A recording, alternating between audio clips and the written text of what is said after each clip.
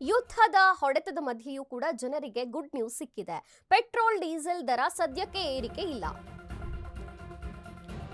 ಯುದ್ಧದ ಹೊಡೆತದ ಮಧ್ಯೆ ಕೂಡ ಜನರಿಗೆ ಗುಡ್ ನ್ಯೂಸ್. ಪೆಟ್ರೋಲ್ ಡೀಸೆಲ್ ದರ ಸದ್ಯಕ್ಕೆ ಏರಿಕೆ ಇಲ್ಲ.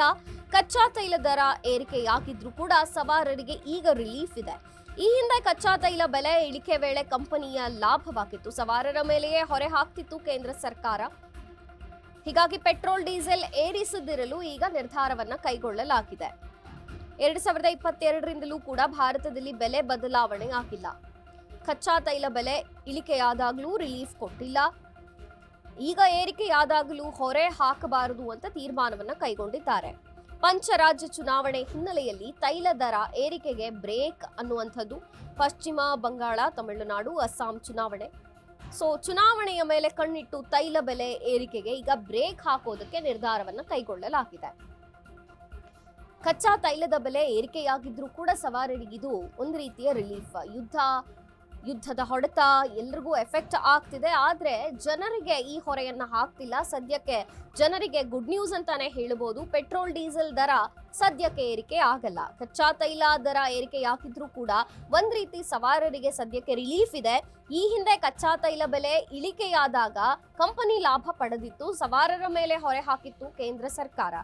ಹೀಗಾಗಿ ಇವಾಗ ಪೆಟ್ರೋಲ್ ಮತ್ತು ಡೀಸೆಲ್ ದರವನ್ನ ಏರಿಸದಿರಲು ನಿರ್ಧಾರವನ್ನ ಕೈಗೊಂಡಿದೆ. 2022ರಿಂದಲೂ ಕೂಡ ಭಾರತದಲ್ಲಿ ಈ ಬೆಲೆಯಲ್ಲಿ ಬದಲಾವಣೆ ಆಗಿಲ್ಲ. ಪೆಟ್ರೋಲ್, ಡೀಸೆಲ್, ಕಚ್ಚಾ ತೈಲ ಮತ್ತು ಇನ್ನು ಕಚ್ಚಾ ತೈಲ ಬೆಲೆ ಇಳಿಕೆಯಾದಾಗಲೂ ಕೂಡ ರಿಲೀಫ್ ಕೊಟ್ಟಿರಲಿಲ್ಲ, ಏನು ರೇಟ್ ಕಮ್ಮಿ ಮಾಡಿರಲಿಲ್ಲ. ಹಾಗಾಗಿ ಈಗ ಏರಿಕೆಯಾದಾಗಲೂ ಕೂಡ ಹೊರೆ ಹಾಕಬಾರದು ಅಂತ ಕೇಂದ್ರ ಸರ್ಕಾರ ನಿರ್ಧಾರವನ್ನ ಕೈಗೊಂಡಿರುವಂಥದ್ದು. ಪಂಚರಾಜ್ಯ ಚುನಾವಣೆಯೂ ಕೂಡ ಇದಕ್ಕೆ ಆ್ಯಡ್ ಆಗುತ್ತೆ.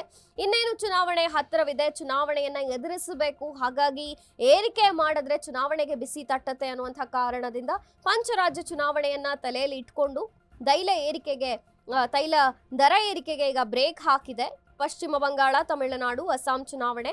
ಚುನಾವಣೆ ಮೇಲೆ ಕಣ್ಣಿಟ್ಟು ತೈಲ ಬೆಲೆ ಏರಿಕೆಗೆ ಬ್ರೇಕ್ ಹಾಕಿದೆ. ಸದ್ಯಕ್ಕಂತೂ ಸವಾರರ ಮೇಲೆ ಯಾವುದೇ ಹೊರೆ ಅಂತೂ ಬೀಳೋದಿಲ್ಲ. ಹಾಗಾಗಿ ಪೆಟ್ರೋಲ್, ಡೀಸೆಲ್ ದರ ಏರಿಕೆಯಾಗಲ್ಲ.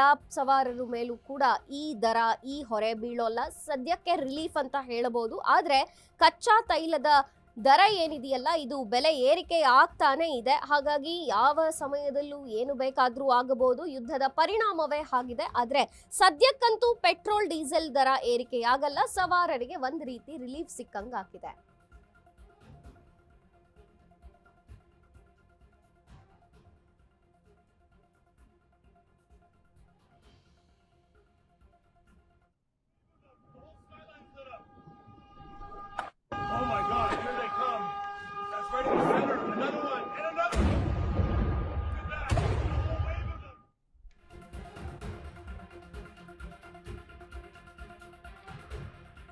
ಇಸ್ರೇಲ್ ಇರಾನ್ ವಾರ್ ಮತ್ತೆ ಪತರಗುಟ್ಟಿದಂತಹ ಪಾಕ್. ಭಾರತ ಮತ್ತೊಂದು ಯುದ್ಧಕ್ಕೆ ಸಿದ್ಧವಾಗುತ್ತಿದೆ. ಪಾಕಿಸ್ತಾನ ಅಧ್ಯಕ್ಷ ಆಸಿಫ್ ಅಲಿ ಜರ್ದಾರಿ ಬಾಂಬ್ ಈಗ ಆಪರೇಷನ್ ಸಿಂಧೂರ ಬಳಿಕ ಯುದ್ಧಕ್ಕೆ ಮತ್ತೆ ಸಿದ್ಧತೆಯನ್ನ ಮಾಡಿಕೊಳ್ತಿದೆ. ಪಾಕಿಸ್ತಾನದ ಪಾರ್ಲಿಮೆಂಟ್ನಲ್ಲಿ ಸ್ಫೋಟಕ ಹೇಳಿಕೆ. ಭಾರತ ಸಂಧಾನ ಮಾತುಕತೆಗೆ ಬರಬೇಕೆಂದ ಆಸಿಫ್. ಪಾಕಿಸ್ತಾನ ಯಾವತ್ತೂ ಪ್ರಾದೇಶಿಕ ಶಾಂತಿಯ ಪರ ಇದೆ ಅಂತ ಹೇಳಿಕೆಯನ್ನು ಕೊಟ್ಟಿದ್ದಾರೆ. ಮಾತುಕತೆಗೆ ಪಾಕಿಸ್ತಾನ ಮುಕ್ತ ಮನಸ್ಸನ್ನ ಹೊಂದಿದೆ. ರಣರಂಗದಿಂದ ದೂರ ಸರಿದು ಮಾತುಕತೆಗೆ ಬನ್ನಿ. ಸಿಂಧೂ ನದಿ ನೀರು ಹಂಚಿಕೆ ಒಪ್ಪಂದ ಅಮಾನತು. ಇದು ಹೈಡ್ರೋ ಟೆರರಿಸಂ ಎಂದ ಪಾಕಿಸ್ತಾನ ಅಧ್ಯಕ್ಷ. ಜಮ್ಮು ಕಾಶ್ಮೀರ ಜನರಿಗೆ ನಾವು ಬೆಂಬಲ ಕೊಡುತ್ತಿದ್ದೇವೆ. ಪಾಕ್ ನೈತಿಕ ಬೆಂಬಲ ನೀಡೋದನ್ನ ಮುಂದುವರಿಸುತ್ತೆ. ಯುದ್ಧಕ್ಕೆ ಮತ್ತೆ ತಯಾರಿ ಮಾಡಿಕೊಳ್ತಿದೆಯಾ ಭಾರತ? ಹಾಗಾದ್ರೆ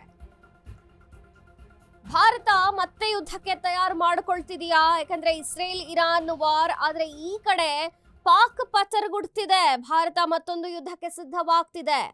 ಪಾಕಿಸ್ತಾನ ಅಧ್ಯಕ್ಷ ಆಸಿಫ್ ಅಲಿ ಜರ್ದಾರಿ ಬಾಂಬ್ ಹಾಕಿದ್ದಾರೆ. ಆಪರೇಷನ್ ಸಿಂಧೂರ ಬಳಿಕ ಯುದ್ಧಕ್ಕೆ ಸಿದ್ಧತೆಯನ್ನ ಮಾಡಿಕೊಳ್ತಿದೆ ಅನ್ನುವಂಥದ್ದು ಪಾಕಿಸ್ತಾನದ ಪಾರ್ಲಿಮೆಂಟ್ ಅಲ್ಲಿ ಸ್ಫೋಟಕ ಹೇಳಿಕೆಯನ್ನ ಕೊಟ್ಟಿರುವಂಥದ್ದು.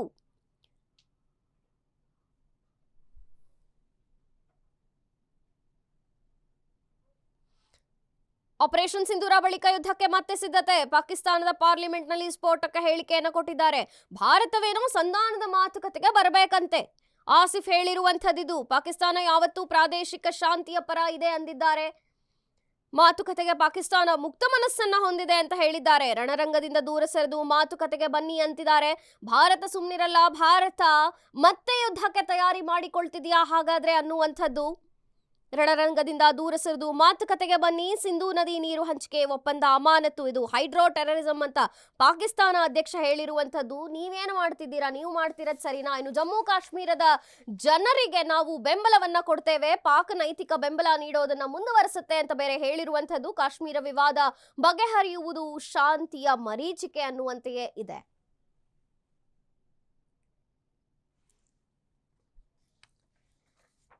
ಭಾರತ ಪಾಕ್ ಏನಾದ್ರೂ ಮತ್ತೆ ತಗಾದೆ ತೆಗೆದ್ರೆ ಭಾರತ ಯುದ್ಧಕ್ಕೆ ಸಿದ್ಧವಾಗೋದಂತೂ ಸತ್ಯ. ಈ ಕಡೆ ಇಸ್ರೇಲ್ ಇರಾನ್ ವಾರ್ ನಡೀತಿದೆ. ಪಾಕ್ ಮಾತ್ರ ಸುಮ್ಮನಿರಲ್ಲ, ಯಾವಾಗ್ಲೂ ಕಾಲ್ ಕೇರ್ಕೊಂಡೇ ಬರುತ್ತೆ. ಹಾಗೆಯೇ ಆಗಿದೆ ಈಗಲೂ ಕೂಡ. ಭಾರತ ಮತ್ತೊಂದು ಯುದ್ಧಕ್ಕೆ ಸಿದ್ಧವಾಗುತ್ತೆ. ಒಂದು ವೇಳೆ ಈ ಬಾರಿ ಏನಾದ್ರೂ ಪಾಕ್ ಕಾಲ್ ಕೇರ್ಕೊಂಡು ಜಗಳಕ್ಕೆ ಬಂದ್ರೆ ಭಾರತ ಮಾತ್ರ ಸುಮ್ಮನಿರೋಲ್ಲ. ಇನ್ನು ಆಪರೇಷನ್ ಸಿಂಧೂರ ಬಳಿಕ ಯುದ್ಧಕ್ಕೆ ಮತ್ತೆ ಸಿದ್ಧತೆಯನ್ನ ಮಾಡಿಕೊಳ್ಳಲಾಗ್ತಿದೆ. ಪಾಕಿಸ್ತಾನದ ಪಾರ್ಲಿಮೆಂಟ್ ನಲ್ಲಿ ಈ ಕಡೆ ಸ್ಫೋಟಕ ಹೇಳಿಕೆ ಬಂದಿದೆ. ಭಾರತ ಸಂಧಾನ ಮಾತುಕತೆಗೆ ಬರಬೇಕಂತೆ, ಪಾಕ್ ಶಾಂತಿಯನ್ನ ಸಾರುವಂತಹ ಶಾಂತಿಪರ ಪ್ರಾದೇಶಿಕ ಅಂತ ಬೇರೆ ಹೇಳಿಕೆಯನ್ನ ಕೊಟ್ಟಿದ್ದಾರೆ. ಮಾತುಕತೆಗೆ ಪಾಕಿಸ್ತಾನ ಮುಕ್ತ ಮನಸ್ಸನ್ನ ಹೊಂದಿದೆ, ಹಂಗಾಗಿ ಭಾರತ ಸಂಧಾನಕ್ಕೆ ಬರಬೇಕಂತೆ. ಇದು ಅವರ ಪಾರ್ಲಿಮೆಂಟ್ನ ವಿಚಾರಗಳು ಮಾತ್ರ. ರಣರಂಗದಿಂದ ದೂರ ಸರಿದು ಮಾತುಕತೆಗೆ ಬನ್ನಿ ಅಂತ ಹೇಳುತ್ತಿದೆ ಪಾಕ್.